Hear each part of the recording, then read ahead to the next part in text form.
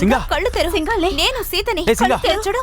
ఇలా సింగా నన్ను చూడు. మాట్లాడు. సింగాలే సీత, నేను ఇక్కడికి ఎలా వచ్చాను? నన్ను ఇక్కడికి ఎవరు తీసుకొచ్చారు? నీకు పిల్లను చూడడానికి మీ అత్తగారింటికి వచ్చాం. అసలు నీకేం జరిగిందో చెప్పవయ్యా. పృథ్వీ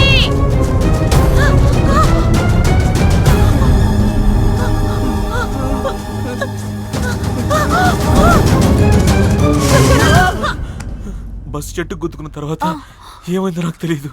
కళ్ళు తెరిచి చూసేసరికి మీరంతా ఇక్కడ ఉన్నారు. మరి సీతక్క సీతక్క అంటూ అంత గట్టిగా ఎందుకు అరిచావు నువ్వు? నేను కాదు, నేను పిలవలేదు. పిలిచింది ఎవరైంటారు?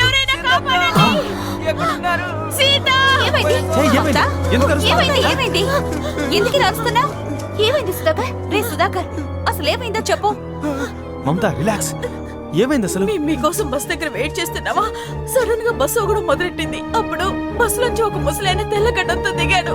అతని చేతిలో కత్తుంది.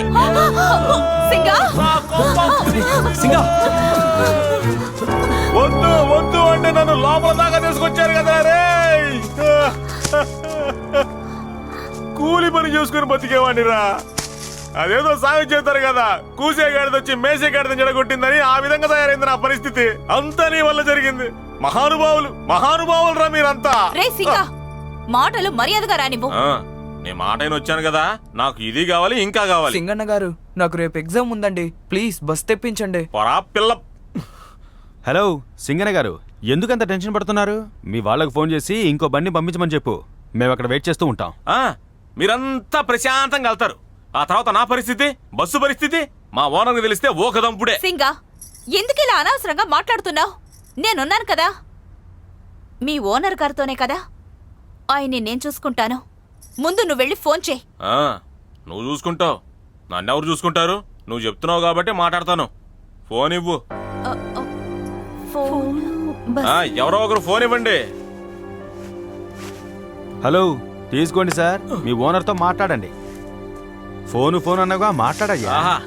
ఫోన్ అంటే ఇదేరా, ఇందులో నెట్వర్క్ లేదు, ఛార్జింగ్ లేదు. నా ఫోన్తోనే ఫోన్ చేస్తాను.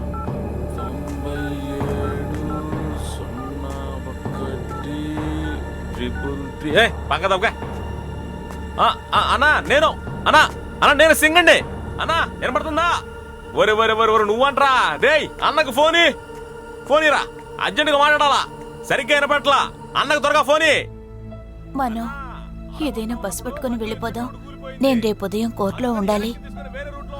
ఒకవేళ మనకి బస్ దొరకపోతే? అపశకనంగా మాట్లాడుకునేట, నాకు నా కూతురు కావాలి. బస్సు రావడానికి ఇంకో గంట పడుతుంది. అప్పటిదాకా మీరు ఇక్కడే ఉండండి. నేనోసారి ఈ ఇల్లు మొత్తాన్ని ఓ లుక్కేసి వస్తాను.